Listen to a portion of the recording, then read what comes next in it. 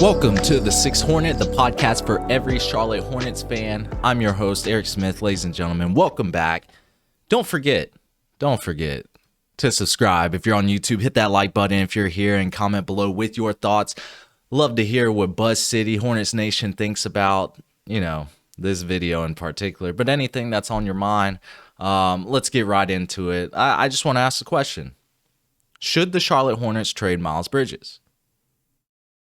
I feel like we're at a crossroads now. Like, we started off a little hot. We're like, okay, we might have a little run here, maybe play in, maybe make the playoffs in general. But this Miles Bridges dilemma, I feel like every loss we always talk about, dang, Miles Bridges isn't playing well. Dang, get him off this team. That's what I see.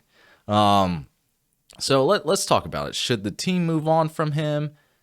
Should the team explore trade options? I know it's very early on in the season. This potential trade isn't going to happen until we get closer to February, if anything. But it's fun to talk about now, right? It's just, I don't think he's a potential long-term piece. It's just he doesn't fit the timeline, and it's time to talk about it. Let's talk about Charlotte's future. Look, he doesn't have the veto trade power anymore. That he had that in a 1-year deal, got his long-term deal. That's all fine and dandy. The problem is Miles Bridges isn't playing well. I didn't really want to dog him on the last pod that we did, or that I did on the Magic dominating the Hornets at home, because I knew I was going to talk about this right after. He's on a 3-year, $75 million contract.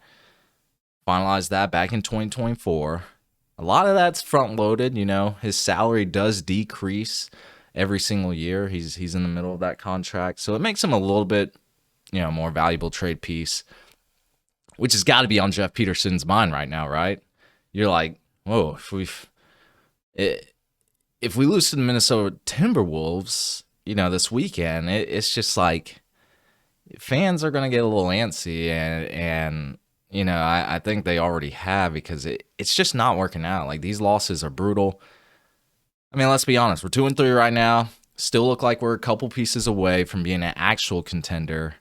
So how do you build around LaMelo Ball? I still think LaMelo Ball is the top 10 point guard right now. He is. On his really good nights, he's really good, but, a lot of inefficient nights, but that's going to happen with this team right now. So it's very young around Ball. You got to, 3 rookies started the other night. That should give you one of the strongest indications that it's a very young team. Sorry, I got to drink my Monster. Not sponsored. Along with Brandon Miller nursing that shoulder injury with unknown timetable to return, haven't heard anything out of his second opinion yet. Bridges is in his prime at 27. So, to be frank, I don't think he's the best fit for this basketball team. I really don't. He's not a great finisher at the rim. Low effort defense. I've been seeing that the past few games, just not giving it there. He's not a winning player on this basketball team. He just isn't. So at this point, I think it makes sense for Charlotte to part ways, no matter what the rest of the season looks like. Sure, if we go on a 10-win streak, my mind changes a little. It's going to bounce around.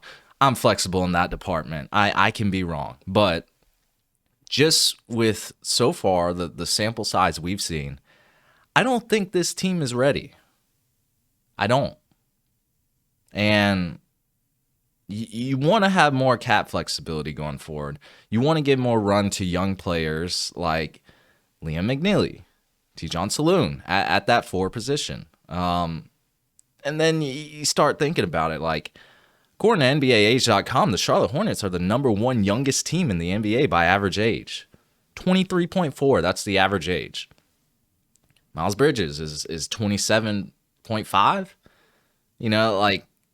He doesn't fit in this timeline of this strong rebuild that's going on. I think it's just best for both parties that he doesn't stay on this team. And I think most fans would agree, especially after last night's game. Let me know in the comments if you've gotten this far. Let me know what you think. What should the Charlotte Hornets do with Miles Bridges? Are you a fan of Miles Bridges? Let me know. Probably not a fan of his off the court stuff, but we're not here to talk about that. We're here to talk about basketball and trade value and where he should be. Who would be the best suitors? I think one of them is Los Angeles Lakers. You know, they're still in that win now mode. They don't even have to give us Rui Hachimura. In my opinion, you know, his Hachimura's contract is a little lighter than Bridges. He's at 3 years, $51 million, but they're the same age. The Lakers still need help at that forward position, I think. And in this trade scenario, let's put Hachimura out. Let's say Dalton Connect, younger player, and then you get a 2026 first as well, while you trade away Miles Bridges and a 2026 second. Would that make everyone happy? I think that gives the Hornets, you know, more first-round draft capital, which is good. You're also acquiring a guy that can be a presence on the offensive side of the ball. You know, his defensive capabilities leave much to be desired, but I think Connect, he's a young buck. He can be tuned up. We can develop him. Charles Lee can hopefully develop him. Again, this is all mock trade scenarios. Don't know what actually is going to happen. This is probably a moot point in February. But another team that I have, possible good fit, are the surging Chicago Bulls, who are right now the #1 seed in the East. Very early in the season, a lot can change, but they look like a pretty good team right now. That might be able to contend. You know, Isaac Okoro provides them a defensive presence. Matas Buzelis is surging for them, another young guy for them. You know, Bridges can still be an asset to that team, and you know, a team that's looked very good so far.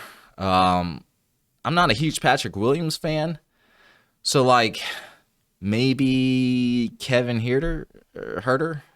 You know, maybe a swap of those players, Miles Bridges for Huerter. Maybe potentially try to get their protected lottery first that they have in 2026. I think that would be interesting. I don't know Miles Bridges' trade value right now. It's kind of hard to gauge, but you know, I think a surging team that wants to contend, that needs a player that can score in bunches, probably not the most efficient. We know that. We've seen Miles Bridges play, but maybe another team's willing to pay that price. I mean, we've seen it before. They get an upgrade at the forward position while the Hornets get more cap flexibility, and we get a better fit with Huerter, I think. I think he's a complimentary scorer. He could be great in an off-the-bench role. He's got a smooth, quick release. I like that. And he's a pretty good shooter. So this is all a dream because most likely you guys are probably like, it's probably going to be a second-round pick. That's fine. We got Sion James. We got Ryan Cockbrecker in the second round. Like, I'm okay with getting more dart throws there with such a young team. You know, I'm just sniffing that hopium right now that it can be a first.